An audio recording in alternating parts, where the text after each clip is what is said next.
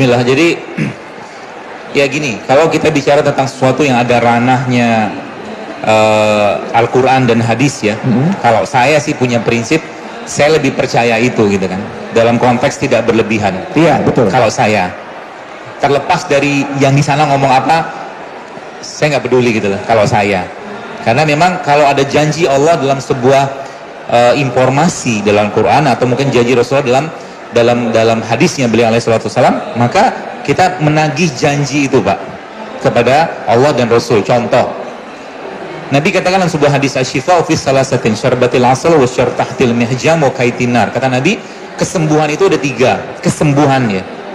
Yang pertama, syarbatil asal, minum madu. Itu kata Nabi. Lalu yang kedua, berbekam.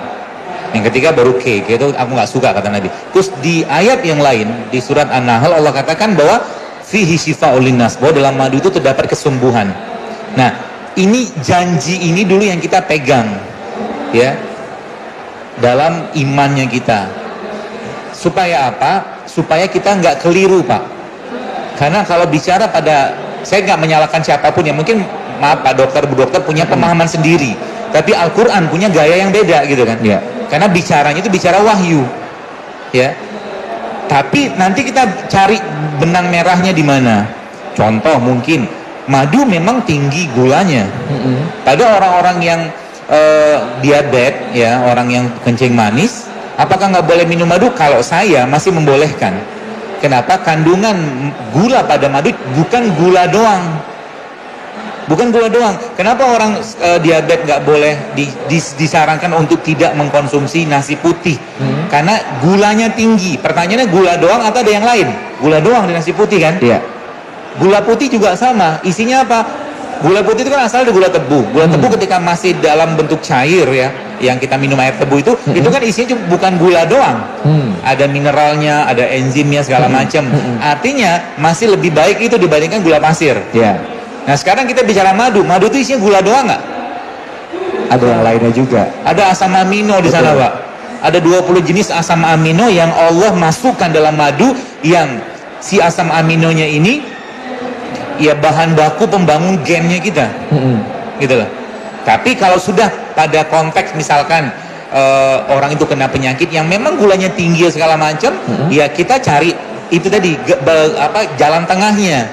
Normalnya kita misalnya rata-rata orang minum madu sehari 3 sendok lah. Ya maka orang diabetes gak usah banyak-banyak untuk ngambil berkahnya Bang. Gitu ya. Kita ngambil berkah dari apa? Dari janjinya Allah dan janji Nabi. Iya.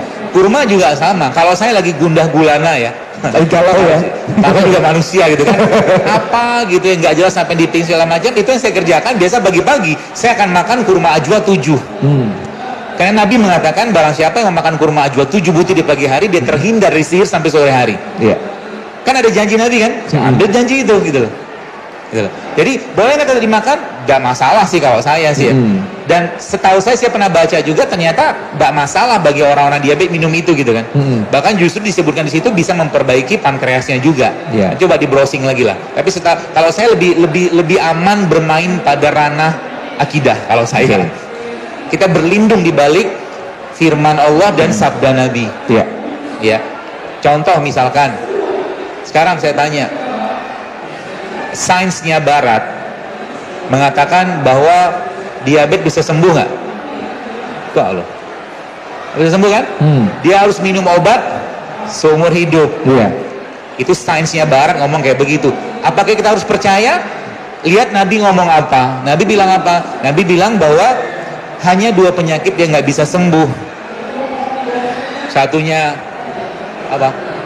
Nggak tahu saudara Ustaz. Satunya pikun, satunya mati. Aduh, kan ngeri kan penyakitnya. Jadi hanya 2 itu saja yang nggak bisa sembuh kata Nabi. Maka ambil janji tadi dan minta sama Allah. Yeah. Maka ibu saya ya, ini sedikit cerita ya. Ibu saya kena diabetes sampai detik ini, masya Allah, alhamdulillah, semoga Allah jaga beliau. Itu nggak pernah sentuh obat sama sekali.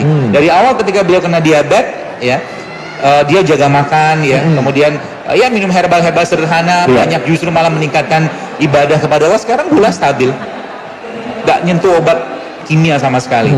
Obat kimia boleh kita pakai nggak? Boleh, ya kalau emergensi kalau saya. dia juga ada manfaatnya. Tidak kita menafikan ya, itu bagian dari teknologi. Seperti itu.